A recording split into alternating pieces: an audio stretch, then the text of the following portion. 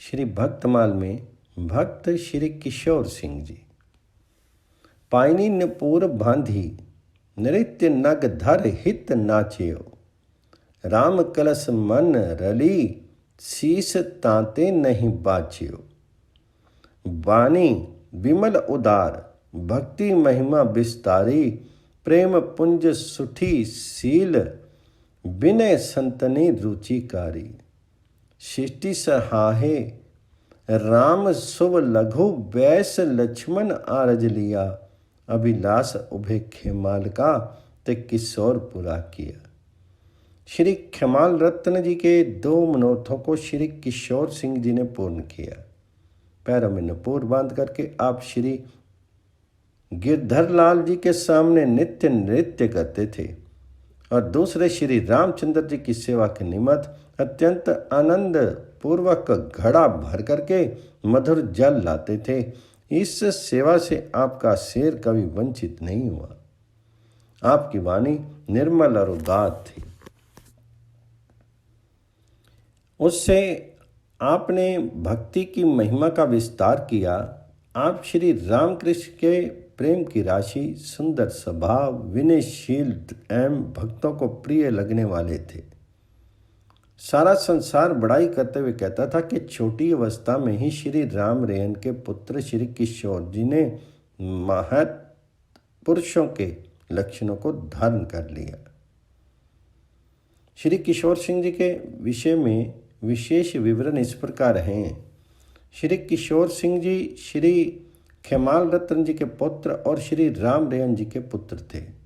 शीत त्यागते समय श्री खेमाल रत्न जी को आंखों से निरंतर आंसू की धारा बह रही थी।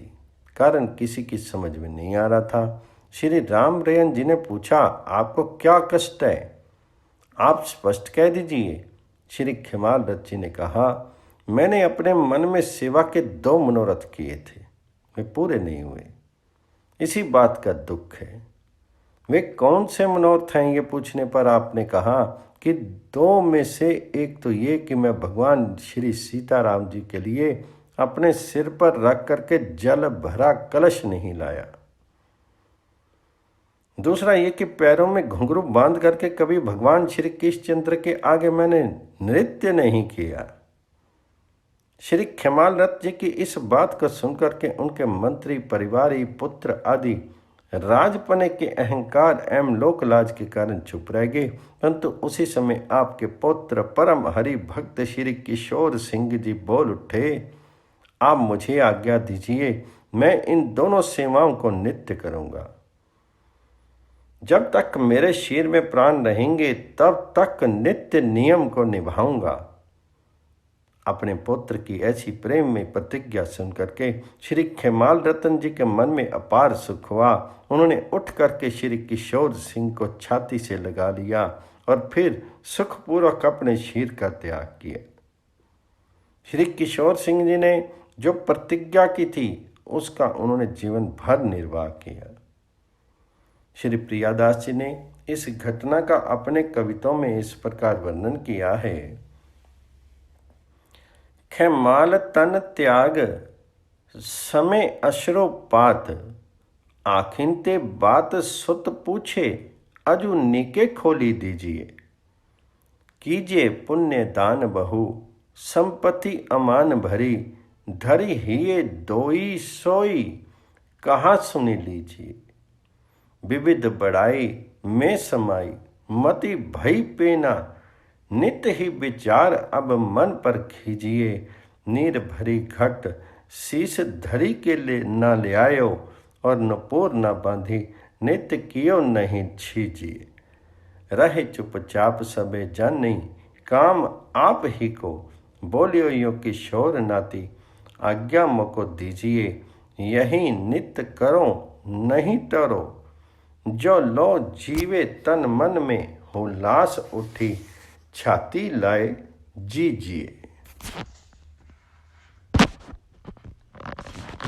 बहु सुख पावे पाए वैसे ही निवाहेपन, गाय गुण लाल प्यारी अति मति भीजिए। भक्ति विस्तार कियो वैस लघु भीजियो, हियो दियो सन्मान, संत सभा सब रीचिए। श्री भक्तमाल में भक्त श्री हरिदास जी। हरिदास हरि भक्त, भक्ति मंदिर को कलसो, भजन भाव परिपक्व, हृदय बघीर थी चलसो। त्रिधा भांति अति अननी, राम की रीति निबाही, हरि गुरु हरि बल भांति, तिन्ही सेवा दृढ़ साही। पूर्ण इंदु प्रमुदित उदधि, त्यो दास देखी बाड़े रली, खेमाल रत्न राठौर के, सुफल बेली मीठी फली। श्री खेमाल रत्न राठौर जी के वंश में वैष्णव सुपुत्र उत्पन्न हुए। श्री हरिदास भगवान जी के एवं भगवत भक्तों के भक्त थे। भक्ति एवं भक्त रूपी मंदिर के कलश थे। भजन भाव में आप सदृढ़ निष्ठा वाले भक्त थे तथा आपका हृदय भगीरथी गंगा के समान पवित्र एवं निर्मल था। मन वचन एवं कर्म से आप अनन्य भक्त थे। श्री राम रयन जी की उपासना रीति का ही आपने भी अनुसरण किया। इन्हें भगवत तुल्य अपने श्री गुरुदेव का बल भगवत बल के समान ही था। इन दोनों की सेवा आपने राज उपचारों से की। जैसे शरद ऋतु के पूर्ण चंद्रमा को देख करके समुद्र ऊंची लहरें लेकर के बढ़ने लगता है, उसी प्रकार भगवत भक्तों को देख करके श्री हरिदास जी के हृदय में आनंद समुद्र उमड़ने लगता था। श्री हरिदास जी के विषय में विशेष विवरण इस प्रकार है। श्री हरिदास जी बड़े संत सेवी थे। इनके यहाँ संत आते ही रहते थे। एक दिन ये घर पर नहीं थे। संतों की जमात आई, सबका यथोचित सत्कार किया गया। जब संत विदा होकर चले गए तब ये घर पर आई। संतों का दर्शन न होने से इनके मन में बड़ा पश्चाताप हुआ और तुरंत व्याकुल होकर के संतों के दर्शन के लिए घर से निकल पड़े। इतस्ता संतों को खोजते हुए जिस किसी से संतों का पता पूछते जंगल की ओर जा निकले। बावले से इधर उधर घूम रहे थे, मानो इनका सर्वस्व लुट गया हो। इनकी यह निष्ठा देख करके स्वयं भगवान संत वेश धारण करके इनके सम्मुख आ गए और बोले, भगजरी क्या ढूंढ रहे हैं? इन्होंने संत वेशधारी भगवान जी के चरणों में पड़ करके प्रणाम किया और बोले, महाराज संतों को ढूंढ रहा हूँ, क्या आप बता सकते हैं अन्य संत कहाँ गए? तो संत वेशधारी भगवान जी ने हंस करके कहा, सब मुझ में ही समझो, अतः मेरा ही दर्शन करके सबका दर्शन समझ लो। श्री हरिदास जी ने कहा, ये कैसे हो सकता है? क्या आप अकेले उन सभी संतों के बराबर हरि गुण गान कर सकते हैं? क्या आप अकेले उन सबके बराबर प्रसाद पा सकते हैं? संत भगवान जी ने हंस करके कहा, तुम चिंता मत करो, मैं अकेले ही सबके बराबर भगवत गुणगान भी कर सकता हूँ और प्रसाद भी पा सकता हूँ। इन्होंने कहा, अच्छा आप पहले मुझे कुछ हरि गुणगान सुनाइए।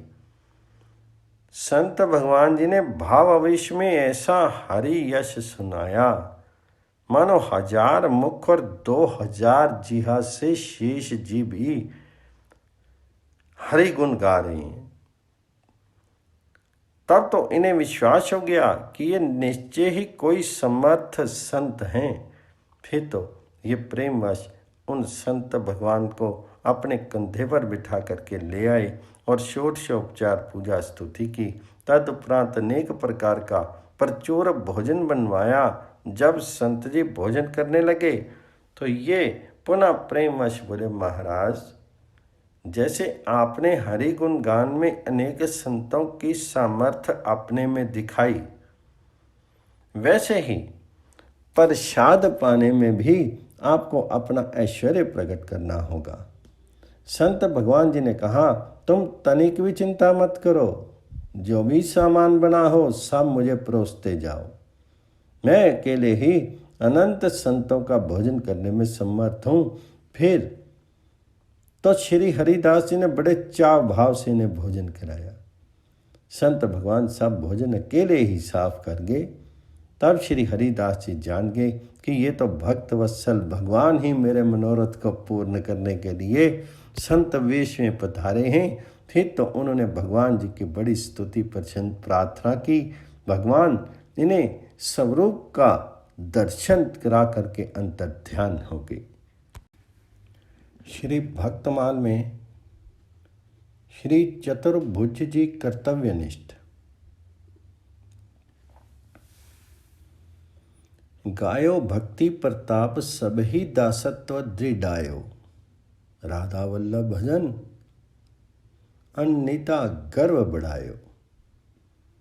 मुरलीधर की छाप कबित अति ही निर्दूषण, भक्तिनी की आंध्री रेणु बहे धारी सिर भूषण।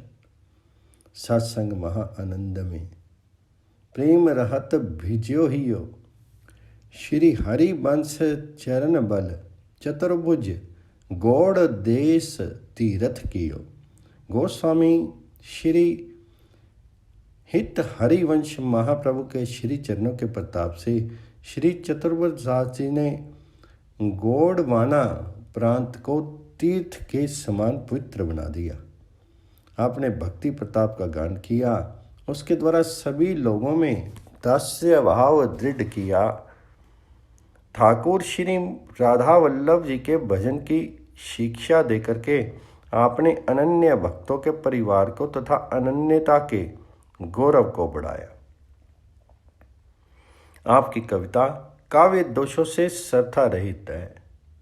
उसमें आप मुरलीधर की छाप लगाते थे। हरि भक्तों के श्री चरणों की रज को भूषण के समान मान करके उसे अपने सिर पर धारण करते थे। संत संग में तथा भगवत प्रेम के परम आनंद में सदा आपका हृदय सरोवर रहता था। श्री चतुर्भुज जी के विषय में विशेष विवरण इस प्रकार है। श्री चतुर्भुज जी गोंडवाने के निवासी थे। इनका जन्म ब्राह्मण कुल में हुआ था। ये श्री हित हरिवंश महाप्रभु के शिष्य श्री वन चंद्र आचार्य जी के शिष्य थे। अतः इन्होंने श्री हित हरिवंश महाप्रभु को परम गुरु माना है। गोंडवाना देश में उस समय भक्ति भाव का नाम मात्र आचरण भी कहीं नहीं दिखलाई पड़ता था। वहाँ के लोग ऐसे हिंसावादी थे कि मनुष्य को मार करके अपने इष्ट देव को बलि चढ़ाते थे। श्री चतुर्भुज जी ने वहाँ जाकर के देवता के कान में श्री कृष्ण मंत्र सुना दिया। देवता ने वैष्णवी दीक्षा स्वीकार कर ली और गांव के लोगों को स्वप्न में आज्ञा दी कि तुम सब लोग शीघ्र ही श्री स्वामी चतुर्भुज दास के शिष्य बन करके भक्त भगवान की सेवा करो, उनके दास बनो, नहीं तो सबका अनिष्ट हो जाएगा। ये सुनकर के प्रातःकाल होते ही गांव के सभी लोग इनके पास दौड़ करके आए। इन्होंने कंठी तिलक देकर के सबको दीक्षा प्रदान की। श्री प्रियादास जी महाराज ने इस घटना का इस प्रकार वर्णन किया है। गोंडवाने देश भक्ति लैस हूँ ना देखूं, कहूँ मानुष को मारे इष्ट देव को चढ़ायो है। तहाँ जाय देवता के मंत्र ले सुनायो, कान लियो उन मानी गाँव सुपन सुनायो है। स्वामी चतुर्भुज जो के बेगी तुम दास हो, ना तो होए नास सब गांव भजो आयो है। ऐसे शिष्य की ये माला कंठी पाए जिए, पाँव लिए मन दिए, ओ अनंत सुख पायो है। श्री चतुर्भुज जी अनेक प्रकार के व्यंजन पकवान भगवान जी को भोग लगाते और बड़े प्रेम पूर्वक संतों को खुआते, सब प्रकार से उन्हें प्रसन्न करते, श्रीमद् भागवत की कथाओं का गान करते और लोगों में भक्ति भावना का प्रचार प्रसार करते। एक बार एक चोर किसी का धन लेकर के भागा। मालिक भी उसे पकड़ने के लिए उसके पीछे दौड़ा उसे कहीं छिपने का स्थान नहीं मिला। वह श्री चतुर्भुज जी की कथा के श्रोताओं में घुस गया और वहीं छिप करके बैठ गया। भीड़ में वह धनी उसे देख नहीं पाया। इसी बीच पुराण की कथा में उस चोर ने सुना कि मंत्र की दीक्षा लेने से जीव का दूसरा जन्म हो जाता है। इस शिक्षा को सुनकर के वह श्री चतुर्भुज जी का शिष्य हो गया। भीड़ कम होने पर धनी ने उसे पकड़ लिया और शोर किया कि ये तो चोर है। हाकिम के यहाँ उसे पकड़कर ले गया। पूछने पर उसने कहा कि मैंने तो इस जन्म में किसी का कुछ नहीं चुराया है। परीक्षा के लिए उसके हाथ में कच्चे सूत का धागा लपेट करके एवं घी लगा करके पीपल का पत्ता रख करके लोहे का फार तपा करके रख दिया गया। उस समय उसने सभी के सामने उच्च स्वर से कहा, यदि सचमुच गुरुदेव तथा गुरु ग्रंथ के कथन के अनुसार दीक्षा उपरांत दूसरा जन्म हो जाता है तो ये तप्त लोहा मुझे नहीं जला सके। उसे दृढ़ विश्वास था, अतः भगवान जी ने उसकी रक्षा की, उसके हाथ नहीं जले। श्री प्रियादास जी ने इस घटना का अपने कविता में इस प्रकार वर्णन किया है। भोग ले लगावे नाना संतनी लड़ावे, कथा भागवत गावे भाव भक्ति विस्तारिये, भज्यो धन लेके को धनी पाछे पर्यो सो, आने के दबायो बैठी रहियो ना निहारी। निक्सी पुराण बात करे न्यो गात दीक्षा, शिक्षा सुनी शिष्य भयो गह्यो यो पुकारिये। कहे या जन्म मैं ना लिया कछु, तियो फिर हाथ ले उभारे प्रभु रीति लागी प्यारी। जब अग्नि परीक्षा में वह सच्चा ईमानदार प्रमाणित हो गया तब राजा ने उस धनी को झूठा माना कि साधुओं को इसने झूठा कलंक लगाया। ये सोच करके उसने अपने सिपाहियों से कहा कि इसको अभी फांसी पर चढ़ा दो। आज्ञा को पाते ही वे लोग उसे पकड़ करके ले चले। वह पहले का चोर जो साधु बन गया था, इसकी फांसी को कैसे सह सकता था। उसके नेत्रों में आंसू भर आए और वह बोला कि मैंने इसका धन लिया है, ये झूठ नहीं बोलता है। राजा ने कहा, संत जी आप सच्चे प्रमाणित होकर के पुनः अब झूठे क्यों बन रहे हैं। उसने कहा, श्री स्वामी चतुर्भुज जी महाराज की महिमा अनंत है और उन्हीं की कृपा से मैं चोर होकर भी ईमानदार प्रमाणित हुआ। ऐसा कहकर के उसने दीक्षा दीक्षा एवं पुनर्जन्म की बात सुनाई। राजा ने सब प्रसंग सुन करके उन धनी को भी छोड़ दिया और श्री स्वामी के पास आकर के उनसे उपदेश ग्रहण किया और उनका शिष्य बन गया। श्री प्रियादास जी इस घटना का इस प्रकार वर्णन करते हैं। राजा झूठ मानी कहियो करो फिर प्राणिया को, साधु ये विराजमान ले कलंक दियो है। चले ठोर मारी बेको धारी बेको, सके कैसे नैन भरी आय नीर बोलियो धन लियो है। कहे नृप साचो होई के झूठोयो, जिन हुजे संत महिमा अनंत कहीं, स्वामी ऐसो कियो है। भूप सुनी आयो उपदेश मन भायो, शिष्य भयो नेयो तन पायो, भीजी ही क्यो हियो है। एक बार संतों की एक मंडली तीर्थाटन करती हुई जा रही थी। रास्ते में उन्हें एक चने का पका हुआ खेत मिल गया। संत लोग चने तोड़ तोड़ कर खाने लगे। खेत के रखवालों के मुख उदास हो गए। उन लोगों ने शोर मचाते हुए कहा, आप लोग फसल को मत उजाड़िए, ये श्री स्वामी चतुर्भुज जी का खेत है। ये सुनकर के संतों ने कहा, अब तो हमारा काम बन गया, ये तो हमारा ही खेत है। किसी ने जाकर के स्वामी जी से कह दिया कि संत लोग खेत को अपना मान करके तोड़ तोड़ कर खा रहे हैं। ये सुनते ही आप मिष्टान प्रसाद लेकर के खेत पर आए और बड़े प्रसन्न होकर के बोले, संतों ने मुझे आज अपना मान लिया, इससे मुझे बहुत बड़ा सुख मिला। इसके पश्चात उन्होंने विनय करके सभी संतों को आप अपने घर लिवा लाए और विविध प्रकार के व्यंजन प्रसाद पुआ करके उनकी सेवा की। श्री प्रियादास जी ने श्री चतुर्भुज जी के इस संत प्रेम का इस प्रकार वर्णन किया है। पकी रहियो खेत संत आयकर तोरी लेत, जिते रखवारे मुख सेत सौर कियो है। कहियो स्वामी नाम सुनियो कहीं बड़ी काम भयो, ये तो हमारो सोई आप सुनी लियो है। लेके मिष्टान आए समुख बखान कीनो, लीनो अपनाए आज भिजो मेरो हियो है। ले गे ले बाए नाना भोजन कराए, भक्ति चर्चा चलाए, चाय हित रस पियो है। गोंडवाने देश में एक भूतों का बाग था।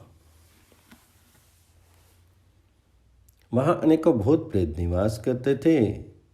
उनसे वहाँ के लोग बहुत संत्रस्त थे। यदि कि भूत भूल भटक करके उधर चला जाता तो प्रेत उसे नचा नचा कर मार डालते थे। प्रेतों के डर से लोग उधर खेती बाड़ी भी ठीक से नहीं कर पाते थे। यदि कोई साहस करके कुछ खेती बाड़ी करना चाहता तो प्रेत किसान और उसके बैलों को मार डालते, उनकी खेती भी नष्ट कर डालते। ऐसे ही अनेक उपद्रव करने लगे। जब लोग इन्हें बलि देते तब कुछ शांत रहते। संयोगवश एक बार श्री चतुर्भुज जी संतों की जमात लिए उधर ही जा पहुंचे।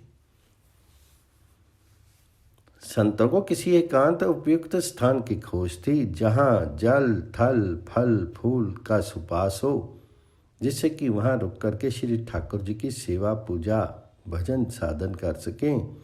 किसी दुष्ट ने उसी भूत बाग का संकेत करते हुए कहा कि वह बहुत ही बढ़िया स्थल है, धोनी पानी की सुविधा है, सब प्रकार का सुख सुपास है, आगंतुक संत वहीं ठहरते हैं। संतों ने उनकी बात सत्य मान करके उसी बाग में जाकर के झाड़ू बुहारू लगा करके आसन लगाया, स्नान ध्यान किया, श्री ठाकुर जी की विधि पूर्वक पूजा आरती की, शंख घंटा घड़ियाल बजे, स्तुति कीर्तन दंडवत प्रणाम के बाद चरणामृत प्रसाद का वितरण हुआ।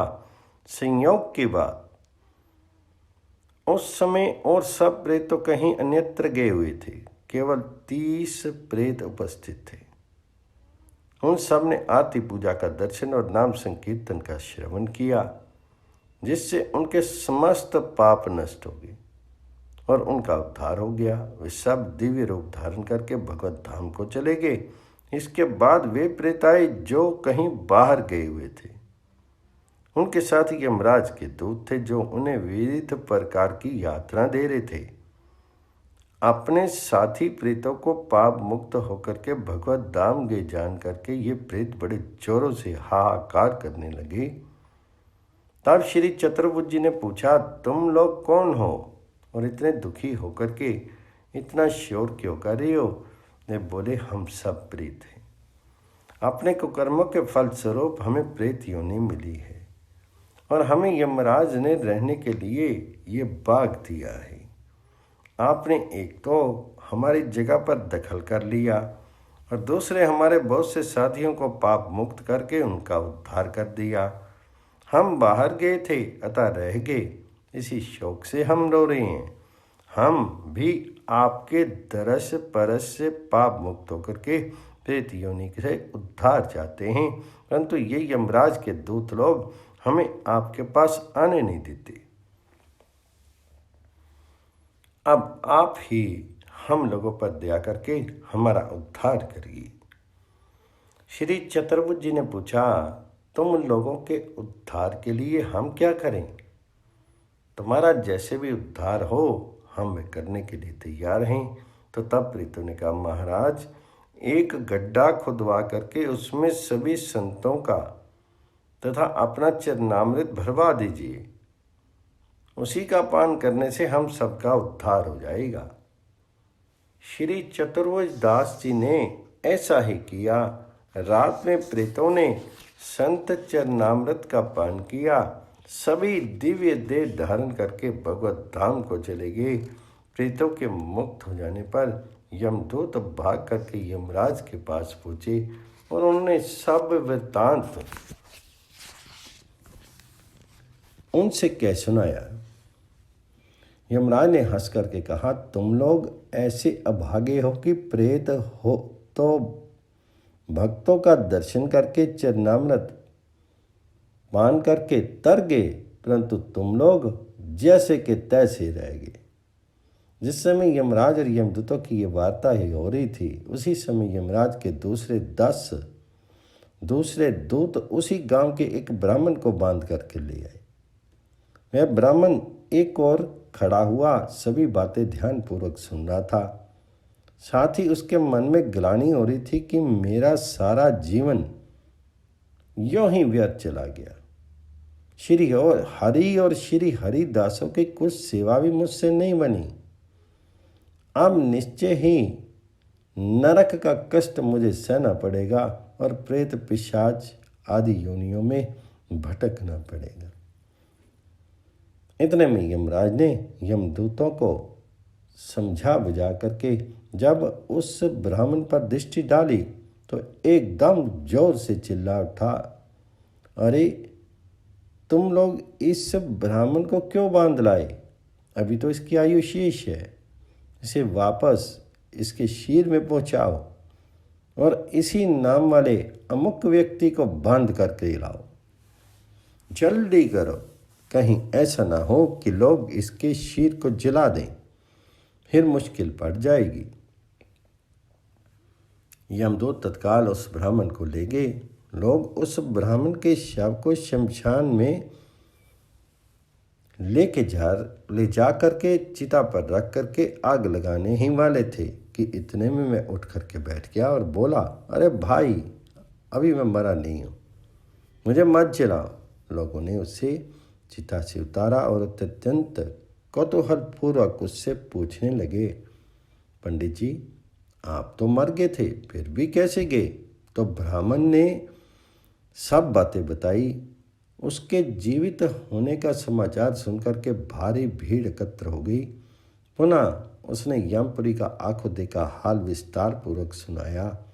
भूत भाग के सभी प्रेतों का उद्धार, संत चरणोदक की महिमा और यमदूतों का संवाद सुनकर के सभी लोग आश्चर्यचकित हो गए। लोगों ने कहा, पंडित जी घर चलिए। उन्होंने कहा कि अब मैं घर ना जाकर पहले श्री चतुर्भुज जी महाराज का सेवक बनूंगा और शेष जीवन भजन साधन में लगाऊंगा।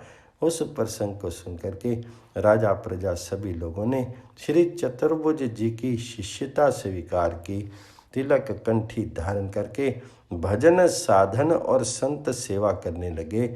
इस प्रकार आपने गोडवाने को तीर्थ बना दिया। श्री चतुर्भुज जी के संबंध में रसिक अनन्य भक्तमाल में कथा आई है कि एक गोडवाने देश के अंतर्गत गड़ा ग्राम में निवास करते थे। इनके एक परम घनिष्ठ मित्र थे जिनका नाम था श्री दामोदर दास जी, जो श्री सेवक जी के नाम से प्रसिद्ध हुए। दोनों ही महानुभाव ब्राह्मण कुल में उत्पन्न हुए थे। दोनों का संत सेवा में बड़ा भाव था। भगवत कृपा से दोनों के मन में संसार से वैराग हो गया। दोनों ने निश्चय किया कि किसी सत्पुरुष की शरण ग्रहण करके एकांतिक भाव से भगवान जी का भजन करना चाहिए। इन्हीं दिनों गड़ा ग्राम में श्री वृंदावन के कई रसिक संत पधारे। दोनों ने संतों की भावपूर्ण सेवा की, खूब सत्संग हुआ। संतों ने श्री वृंदावन की निकुंज लीला का गान किया। उसे सुनकर के ये दोनों बहुत प्रभावित हुए। इन दोनों ने संतों से किसी सिद्ध सतगुरु का पता पूछा। तब उन्होंने श्री हित हरिवंश जी महाप्रभु की महिमा का गान किया। उसे सुनकर के दोनों महान भावों ने निश्चय किया कि हम श्री हिताचार्य महाप्रभु से ही दीक्षा लेंगे। परंतु भगवान की लीला बड़ी विलक्षण है। ये लोग अभी वृंदावन जाकर के दीक्षा लेने का विचार कर ही रहे थे कि इधर श्री महाप्रभु जी नित्य निकुंज में प्रवेश कर गए। ये सुनकर के इनके मन में महान वियोग व्याप्त हो गया। दोनों ही किम करोमि क्व गच्छामि, क्या करें कहाँ जाएं की स्थिति में पहुँच गए। फिर संतों से पता चला कि श्री हिताचार्य की गद्दी पर उनके पुत्र श्री वनचंद्र जी महाराज विराजमान होकर के आश्रित जनों को हित धर्म का उपदेश करते हैं। तब श्री चतुर्भुज जी ने श्री सेवक जी से कहा कि चलो श्री वनचंद्र आचार्य की ही शरण ग्रहण करें, क्योंकि अपने शीर नाशवान हैं। श्री सेवक जी ने दृढ़तापूर्वक कहा कि हम तो श्री हित हरिवंश महाप्रभु जी को ही गुरु बनाएंगे, नहीं तो इस शीर को ही छोड़ देंगे। श्री चतुर्भुज जी ने अपने निश्चय के अनुसार श्री वृंदावन आकर के श्री वन चंद्र आचार्य जी से मंत्र दीक्षा ग्रहण की। इधर अन्न जल का परित्याग करके श्री सेवक जी महाप्रभु के नाम की रट लगाने लगे। इनकी बलवती निष्ठा एवं दृढ़ लगन को देख करके श्री महाप्रभु जी ने स्वप्न में निज मंत्र का उपदेश दिया एवं कृपा करके दिव्य वृंदावन, श्री जमुना जी, निकुंज महल एवं सखी परिकरों के सहित श्री प्रिया प्रीतम जी का दर्शन कराया। श्री सेवक जी के तात हो गए। श्री चतुर्भुज जी श्री वृंदावन से लौट करके जब गड़ा पहुँचे तो दोनों ने अपने अपने मंत्रों को मिलाया। मंत्र एक ही हैं, ये जान करके बड़ी प्रसन्नता हुई।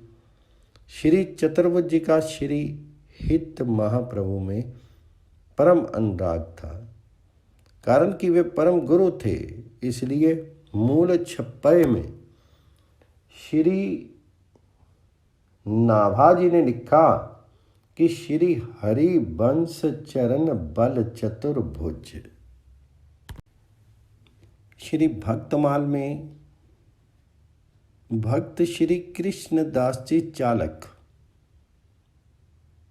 शक्र कोप सुठी चरित प्रसिद्ध पुनि पंचाध्यायी कृष्ण रुक्मिणी केली रुचिकर भोजन विधि काई गिरिराज धरण की छाप गिरा जलधर ज्यो गाजे संत शिखंडी खंड हदे आनंद के काजे जाड़ा हरण जग जाड़ता कृष्ण दास देहि धरी चालक की चरचरी चाहूं तिसी उधती अंत लो अनुसरी।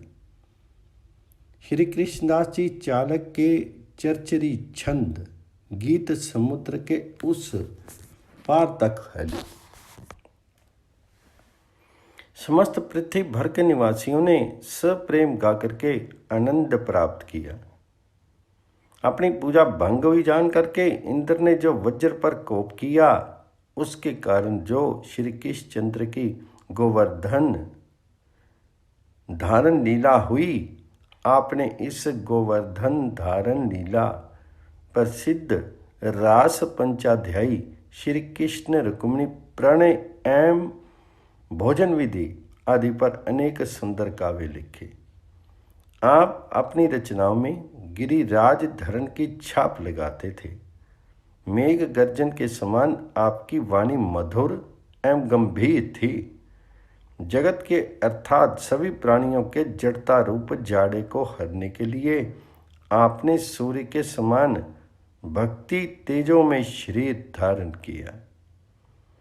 श्री कृष्णदास जी चालक के विषय में विशेष विवरण इस प्रकार है। श्री कृष्णदास जी भगवान श्री कृष्ण के भक्त थे। उन्होंने उनकी लीलाओं पर आधारित अनेक काव्यों की रचना की थी। उनके द्वारा रचित चरचरी अर्थात फाग गीत बड़े ही सरस और मधुर होते थे। आप अपनी रचनाओं में गिरिराज धरण की छाप लगाते थे।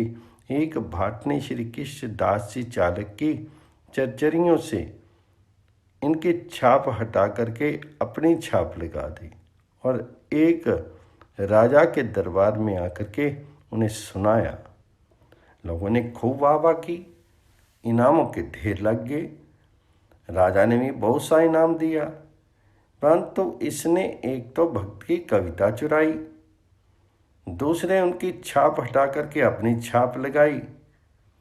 ये भगवत अपराध भगवान जी से सहा नहीं गया। उसी दिन से उस भाट के सिर में भयंकर पीड़ा होने लगी। पीड़ा के कारण वह छटपटाता रहता और उसे सारी रात नींद नहीं आ पाती थी। उधर राजा को भगवान ने स्वप्न दिया कि मेरे भक्त की वाणी जगत के प्राणियों का अज्ञान अंधकार दूर करने वाली है। भाट ने उसे चुरा करके तुच्छ धन और वाहवाही के लिए तुम्हारे दरबार में सुनाया। ये अच्छा नहीं किया। इस अपराध से भाट तो मरेगा ही, तुम भी सुखी नहीं रहोगे।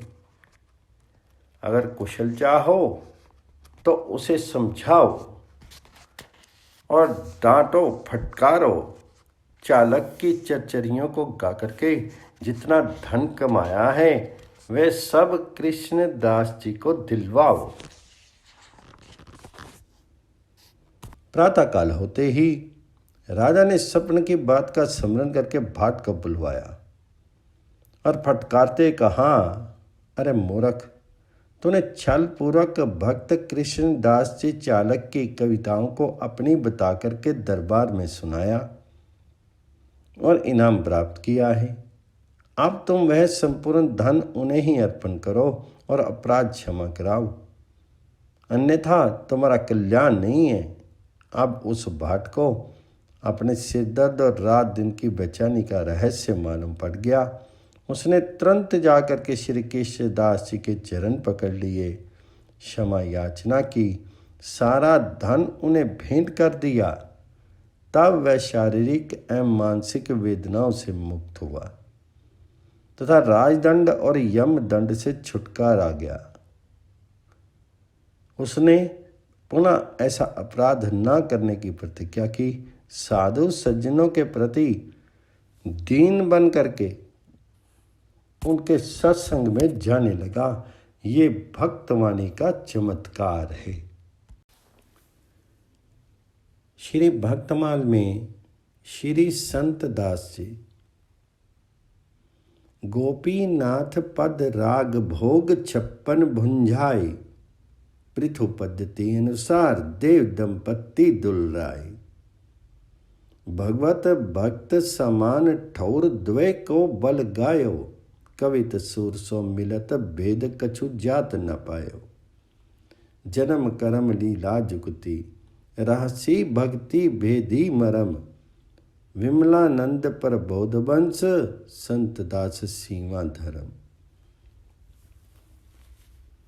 श्री विमलानंद जी प्रबोध के कुल में श्री संत दास जी वैष्णव धर्म की सीमा हुए। भगवान श्री गोपीनाथ जी के चरणों में आपका अत्यंत नाग था। आप उन्हें नित्य 56 प्रकार के व्यंजन बना करके भोग लगाते थे। श्री पृथु जी की पूजा पद्धति के अनुसार आप प्रिया प्रीतम श्री राधा कृष्ण की सेवा करते थे, लाड लडाते थे। भक्त और भगवान दोनों को समान मान करके आपने उनका यश वर्णन किया और इन्हीं का बल रखते थे। आपकी कविताएं श्री सूरदास जी से मिलती जुलती हैं, उनमें कुछ भी अंतर नहीं प्रतीत होता है। भगवान जी के जन्म कर्म और उनकी लीलाओं का आपने बड़ी चतुरता के साथ वर्णन किया है। आप अनन्य भक्ति के गुप्त रहस्य एवं भेदों को अच्छी प्रकार से जानते थे। श्री संत दास जी के भक्ति के महात्म्य बताते हुए श्री प्रिया दास जी कहते हैं, बसत निवाई ग्राम श्याम सो लगाई मति, ऐसी मन आई भोग 56 लगाए हैं। बात की सच्चाई यह जग में दिखाई, सेवे जगन्नाथ देव आप रुचि सो जिमाए हैं। राजा को सुपन्न दियो नाम ले प्रगट कियो, संत ही के गृह में तो जेवो यो रिझाए हैं। भक्ति के अधीन सब जानत प्रवीण, जन ऐसे हैं रंगीन लाल ठौर ठौर गाए हैं। कविता का भाव ये है, परम भक्त श्री संत दास जी निवाई ग्राम में निवास करते थे। इन्होंने भगवान श्याम सुंदर के चरणों में बुद्धि लगा रखी थी। एक दिन आपके मन में ऐसा आया कि मैं अपने श्री ठाकुर जी को 56 भोग लगाऊं, तो आपने धन का अभाव होने पर भी जैसे तैसे घर का सामान बेच करके व्यवस्था करके श्री ठाकुर जी को 56 भोग लगवाया। श्री ठाकुर जी ने भी आपकी सच्ची प्रीति को संसार में प्रकट करके दिखा दिया। आप ऐसी प्रेम पूर्वक श्री ठाकुर जी की सेवा करते थे कि स्वयं श्री जगन्नाथ भगवान जी ने आपके यहाँ अत्यंत रुचि पूर्वक भोग आरोगा और पूरी नरेश को सपने में बताया कि आजकल मैं संत जी के यहाँ ही भोग आरोगता हूँ। इनके प्रेम ने मुझे रिझा लिया है। इस प्रकार श्री जगन्नाथ भगवान जी ने श्री संत जी का नाम लेकर के उन्हें संसार में प्रकट कर दिया। ऐसा करके भगवान जी ने दिखा दिया कि मैं भक्तों की भक्ति के अधीन हूँ। श्री संत दास जी के विषय में विशेष विवरण इस प्रकार से हैं। श्री संत दास जी निबाई ग्राम में निवास करते थे। ये ग्राम जयपुर से टाउन मार्ग में पड़ता है। अब भी वहाँ ठाकुर श्री गोपीनाथ जी महाराज विराजमान हैं। समय समय पर उत्सव होते हैं। अनेक भावुक भक्त दर्शनार्थ आते हैं। श्री संत दास जी के वंशधर आज भी श्री गोपीनाथ जी की सेवा करते हैं। वहाँ आपकी वाणी भी प्राप्त है। मूल 56 में विमलानंद प्रबोध वंश शब्द आया है। इन्हीं श्री विमलानंद जी का स्मरण छंद 96 में किया गया है। विमलानंद अमृत श्रेय इन्हीं के वंश में श्री संत दास जी हुए। एक बार संत जी श्री जगन्नाथ भगवान जी का दर्शन करने गए। वहाँ इन्होंने श्री जगन्नाथ भगवान जी के 56 भोग का दर्शन किया। तो इनके मन में भी विचार आया कि मैं भी अपने श्री ठाकुर श्री गोपीनाथ जी को 56 भोग लगाऊं। फिर मन में विचार आया कि अच्छा तो ये होता कि जगन्नाथ जी भी उस दिन वहीं आरोगते। ये निश्चय करके उन्होंने श्री जगन्नाथ जी को भी निमंत्रण दे दिया। फिर घर आकर के भक्तराज ने खूब धूमधाम से 56 भोग की तैयारी की। निश्चित समय पर श्री जगन्नाथ जी पधारे और बड़े प्रेम पूर्वक भोग आरोगा। वैसे श्री जगन्नाथ जी को नित्य ही 56 भोग लगता है, परंतु आज संत जी के यहाँ जो स्वाद आया वह स्वाद उन्हें कभी नहीं मिला था।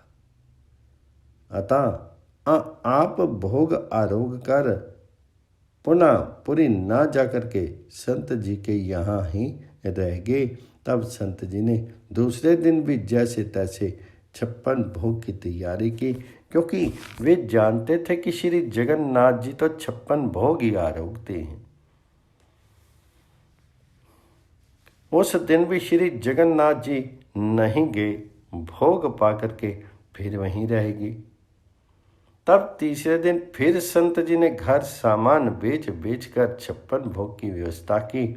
उस दिन भी श्री जगन्नाथ भगवान जी ने जाने का नाम नहीं लिया। तब तो संत जी ने भगवान जी से हाथ जोड़ कर कहा, प्रभु मैं तो गरीब हूँ, मेरे पास इतनी सामर्थ्य नहीं है जो मैं नित्य आपको 56 भोग लगाऊं। 3 दिन तो जैसे तैसे भोग लगा, अब आगे गुंजाइश नहीं है। तो तब भगवान जी ने कहा, भक्तराज जी आपके प्रेम को देख करके मेरे जाने की इच्छा ही नहीं करती है। आप घबराइए नहीं, मैं सब इंतजाम किए देता हूँ। इसके बाद भगवान जी ने पुरी नरेश को स्वप्न में निर्देश दिया कि आजकल मैं निवाई ग्राम में संत जी के यहाँ हूँ, आप यहाँ पर नित्य 56 भोग की व्यवस्था करिए। फिर तो राजा ने वहाँ भी सदा के लिए 56 भोग की व्यवस्था कर दी। इस प्रकार श्री संत जी की सच्ची भावना पर रीझ करके भगवान जी ने हमेशा के लिए 56 भोग का इंतजाम कर दिया।